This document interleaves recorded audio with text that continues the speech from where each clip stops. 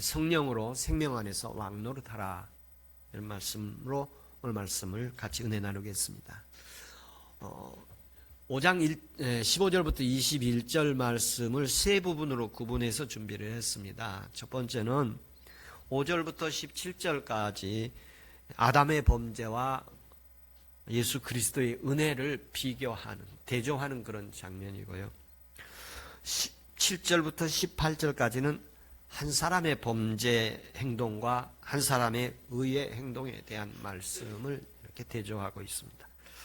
그리고 세 번째로 19절부터 21절까지는 한 사람의 불순종과 한 사람의 순종에 대한 모습을 서로 대조하고 있는 모습입니다. 이 말씀을 보기 위해서는 고린도전서 15장 22절에 기록된 말씀이 있습니다. 오늘 본문 말씀 가운데 한 사람이란 말이 계속 이렇게 반복해서 나오고 있는데요. 이 한 사람 아담과 한 사람 예수 그리스도를 이렇게 대조하면서 오늘 우리에게 어떤 하나님의 은혜가 있는가를 말씀하고 있습니다.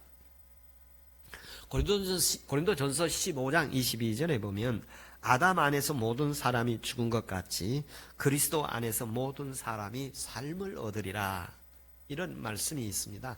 이 말씀이 바로 로마서 5장의 15절부터 21절 말씀을 더 이렇게 자세히 말씀하고 있는 그런 내용인데요. 먼저 15절부터 16절까지 말씀을 보면 아담의 범죄와 그리스도의 은혜가 어떻게 이렇게 대조되고 있는가. 한 사람 아담의 범죄와 한 사람 예수 그리스도의 은혜. 15절에 아담의 범죄 행위와 그리스도의 은혜의 모습을 이렇게 대조를 시키고 있는데요. 한 사람의 범죄로 많은 사람이 죽었다, 이렇게 표현을 하고 있습니다. 한 사람의 범죄를 인하여 많은 사람이 죽었다. 여기에 한 사람은 아담을 의미하고 있습니다.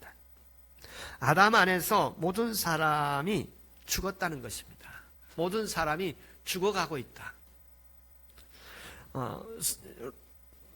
사람을 바라보면서 인간이 어떤 존재인가 할 때 두 가지 존재로 지난 주일을 말씀드렸습니다. 아담 안에 있는 존재와 예수 그리스도 안에 있는 존재. 그런데 인간은 아담 안에 있는 사람과 그리스도 안에 있는 사람이 있는데, 인간은 범죄로 인하여 죽어가고 있다, 이렇게 표현을 하고 있습니다. 사실 인간은 누구든지 다 한 번 죽는 것이 정해져 있습니다. 그래서 다 죽어가고 있는 게 죽음의 길을 가고 있습니다. 그런데 여기서 우리가 한 가지 중요하게 기억해야 될 것은 인생은 죽어야 할 존재가 아니라는 것입니다. 이렇게 죽는 것으로 끝나는 존재가 아닙니다. 인간은 죽는 다음에 하나님 앞에서 심판을 받게 될 것입니다. 믿는 사람들은 하나님께서 영생의 세계로 들어가도록 은혜를 주실 것이고, 아담 안에 있는 사람들에게는 하나님의 심판을 받아 멸망의 길을 가게 될 것입니다. 그래서 우리 인간은 이 죽는 것에 대해서 기억해야 할 존재인데 결코 죽음으로 끝나지 않는 존재라는 것입니다. 이 사실을 아는 것은 하나님의 은혜로 알 수 있습니다. 하나님이 계시해 주시고 알려주시고 하나님께서 그 영혼에게 은혜를 베풀어 주셔서 그 영혼이 알고 깨닫고 믿게 되어지는 것입니다. 그래서 제가 그 죽음을 맞이하는, 임종을 맞이하는 순간들을 이렇게 보게 됩니다. 그런 순간들을 이렇게 보니까 어떤 사람에게는 참 행복한 죽음이 있는가 하면 어떤 사람은 비참한 죽음도 있음을 봅니다. 제가 오늘 지난 어제 제가 인터넷 뉴스 중에 하나 이렇게 우연히 이렇게 보게 됐는데요. 어느 우리나라 코미디언인데 어릴 때 아버지가 다른 여성과 이제 결혼을 다시 하고, 어머니는 감당할 수 없어서 자기를 이제 두고 떠나가고, 그래서 자기 혼자 이렇게 남아서 이제 성장하게 되었는데, 아버지가 돌아가셨다는 얘기를 듣고 아버지가 누군 줄도 모르고 엄마가 누군 줄도 모르고 자랐는데, 그 아버지가 죽었다는 그 부고를 받게 되었나 봐요. 그리고 그가 하는 얘기가 자기도 가정을 이루게 됐나 봐요. 가정을 이루고 자식을 이렇게 됐는데, 근데 자기 자식이 이렇게 안아주니까 아빠 사랑해, 그런 얘기를 하더라는 것이죠. 그러면서 아버지, 어머니, 아버지, 내게 이렇게 가정을 가질 수 있는 사람으로 태어나게 해주셔서 감사해요. 다음 생에서 있다면 만나지 않았으면 좋겠어요. 그런, 제가 요약해서 얘기합니다만, 저와 여러분이 하나님의 가족이 되고 가족이 되어서 한 사람 한 사람으로 살아가는 여정 속에 이것으로 끝나는 게 아니라 영원한 하나님의 나라가 있습니다. 하나님 나라에서도 아름다운 가족으로 만나는 은혜가 있기를 바랍니다. 부자 나사로가 죽어서 갔을 때 자기는 더운 곳에 있고, 거지 나사로가 죽어서 낙원에 갔는데, 그리고 그 집에서 부스러기를 얻어먹고 살던 부자도 죽어서 낙원에 가고, 그래서 부자가 나사로에게 물 한 모금만 달라고 요청하지요. 그리고 그럴 수 없다고 그러니까 내 형제들이 이곳에 오지 않도록 좀 가서 얘기 좀 해달라고 요청을 하지요. 그런 상황들을 보면 우리가 기억해야 될 일이, 한 사람의 범죄로 인하여 죄가 들어오기도 하고, 한 사람의 은혜로 말미암아 많은 사람들에게 하나님의 선물이 들어오기도 합니다. 저와 여러분의 한 사람으로 가정에 범죄가 들어오는 게 아니라 하나님의 선물이 들어오는 은혜가 있기를 바랍니다. 15절에 아담 안에 있는 인생과 그리스도 안에 있는 인생을 서로 대조하면서, 그리스도 안에 있는 인생은 하나님과의 관계가 회복되는 것을 말하고, 그리고 아담 안에 있는 인생들에게는 인생에 하나님의 심판과 진노를 받아서 멸망하게 된다. 그런 그 말씀을 계속 이어가고 있습니다. 오직 이 하나님의 은혜는, 이 은혜는 하나님께서 주셔야 사랑하는 자에게 주시는 것입니다. 하나님이 사랑하는 자에게 주권적으로 당신의 마음대로 주시는 것입니다. 당신이 보시고 긍휼히 여기는 자에게, 긍휼히 여기는 자들에게 긍휼히 여기시는 것입니다. 하나님이 오늘 이 자리에서 예배하게 하신 것도 하나님의 은혜요, 하나님의 사랑인 줄로 믿습니다. 이 시간 오직 성령으로 우리에게 하나님이 주시는 은혜의 선물들이 있기를 바랍니다. 한 사람의 범죄로 은사가 들어왔다. 16절에 그렇게 말씀을 하고 있습니다. 여기 한 사람의 범죄로 말미암아 정죄가 들어오고, 한 사람의 은사로 말미암아 하나님의 의가 이루어졌다. 이런 표현인데, 이 정죄라는 말은 법적 용어인데요. 죄인에게 오늘 본문에 보면 범죄, 심판, 정죄 이런 표현들이 있는데, 이 정죄라는 용어는 유죄를 선언하는 단어입니다. 법정에서 피고 누구누구에게 유죄를 선언하노라, 이렇게 법정에서 죄가 있음을 선언하는 용어가 정죄입니다. 하나님과의 관계가 불순종으로 인해서 단절되고 파괴되어서 하나님의 심판과 저주를 받게 된다는 선언입니다. 예수 그리스도를 믿는 사람들에게 하나님의 은혜를 주시는 게 뭐냐면, 내가 하나님 앞에 와보니까 내가 죄가 많은 사람이구나. 하나님을 믿지 않았으면 큰일 날 뻔했구나. 내가 지옥 갈 사람이었구나. 이것을 알게 되고 믿어지게 되고 깨달아지는 것입니다. 하나님께서 이것을 알게 하고 깨닫게 해주신 은혜가 있기를 바랍니다. 하나님이 알게 해주시고 깨닫게 해주시고 은혜를 주시고 믿음을 주셔야 우리 영혼이 새롭게 살아나고 생명의 역사가 일어나는 것입니다. 하나님이 오늘도 그 은혜 주시기를 바랍니다. 은사 속에 부어지시는 하나님의 선물인데, 여기 은사라는 건 선물인데 헬라어로 말하면 은혜는 카리스고 은사는 카리스마예요. 그래서 예수 안에서의 선물을 말합니다. 예수 안에서 선물, 정죄받을 인생인데 하나님이 의롭다함을 주는 인생으로 선물을 주시는 거예요. 하나님께서 이 시간 많은 사람들에게 하나님께서 이렇게 오라고 부르시지만, 은혜를 주셨지만, 특별히 오늘 이곳에 거룩한 날, 주의 날 예배하도록 이렇게 은혜를 주신 것은 하나님의 큰 선물을 받은 것입니다. 하나님의 선물을 받고 우리가 있는 그 순간이 되기를 바랍니다. 이 의롭다 하는 것은 이제 그동안 여러 번 얘기를 제가 했습니다만 두 가지 의미가 있습니다. 하나는 법률적으로 의롭다 함을 받는다. 법적으로 그 관계 용어가 이다. 이런 표현들을 했습니다. 법적으로 제사함을 받고 너는 이제 죄인에서 의인이 되었다. 이 말은 관계적으로 보면 너는 마귀의 자녀에서 이제 하나님의 자녀가 되었다. 이런 의미가 있다고 말씀을 드렸었습니다.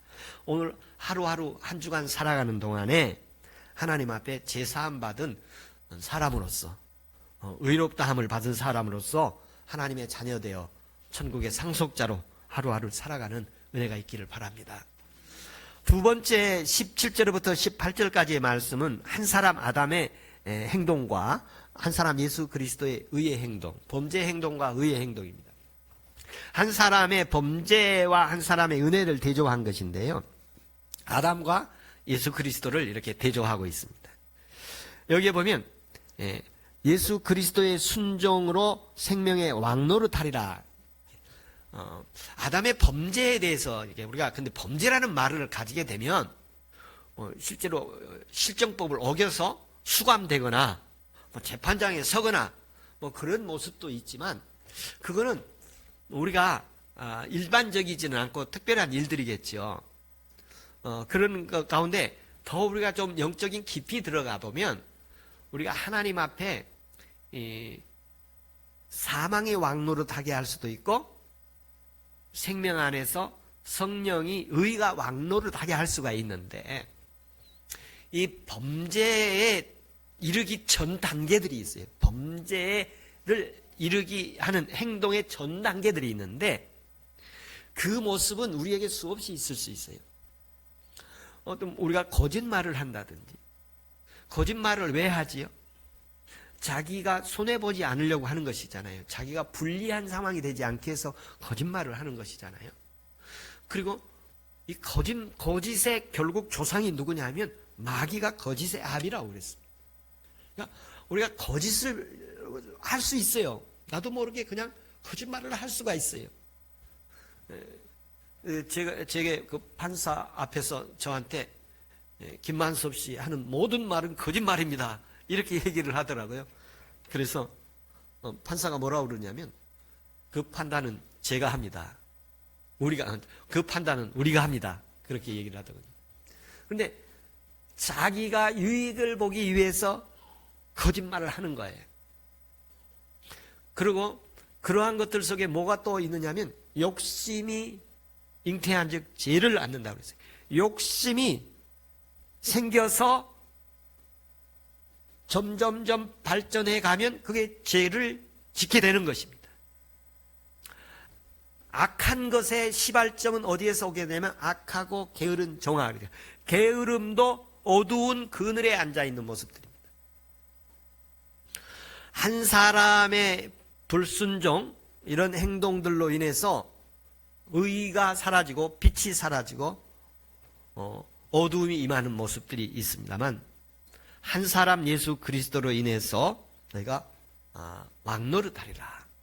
한 사람을 통해서 사망이 왕노릇할 수도 있고 또 의가 악노릇할 수도 있는데, 이 왕노릇한다는 말 속에는 시제가 현재 미래형입니다. 이 노릇이라는 말은 좀 이렇게 폄하된 얘기예요. 좀 축소된 얘기예요. 우리가 왕 노릇을 한다는 것은 아직 왕의 역할을 완전하게 하지 못하고 있다는 모습도 볼 수 있어요. 그래서 왕 노릇 한다는 말은 예수 그리스도를 믿는 순간 우리는 왕 노릇 하는 거예요. 왕이 된 거예요. 하나님 나라의 왕자예요. 제가 어릴 때 그 주일학교 아이들에게 그 노래를 가르치는 그 노래가 있었는데 찬송이 나는 왕자다, 나는 왕자다. 그렇게 가르친 적도 기억이 납니다. 나는 공주다, 나는 공주다. 그런 노래를 했던 게인데, 그럼 어린아이들은 매우 좋아했는데, 요즘 어른들에게 당신은 왕이십니다, 당신은 왕비십니다, 그러면 별로 실감이 안 나시는 것 같아요. 현실에 많이 이렇게 찌들려 있어서 그렇죠. 그러나 우리는 장차 하나님 나라의 왕들이 될 사람입니다. 1000년 동안 너희가 왕노릇 하리라고 그랬습니다. 그래서 이 생명 안에서 왕노릇 하리라, 예수 그리스도를 통하여 생명 안에서 왕노릇 하리라고 그랬는데, 이 말씀에서 성령으로 생명 안에서 왕노릇 하리라. 근데 이 세상에서는 왕노릇을 하지만 천국에 가면 영원한 왕이 될 것입니다.